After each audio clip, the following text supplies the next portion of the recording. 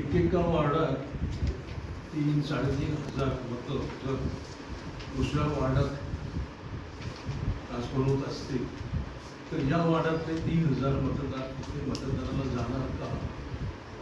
म्हणजे मतदारांची संख्या कमी होईल आणि हाच मतचोरीचा एक वेगळा प्रकार आहे. ही निवडणूक ज्यांच्या अखत्यारीत होत आहे, जे याला जबाबदार आहे,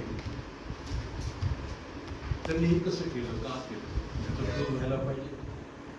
ही रचना त्याचे मतदार हे करताना हे गांजा पिऊन होते की दारू पिऊन होते, याही प्रश्नाचं उत्तर या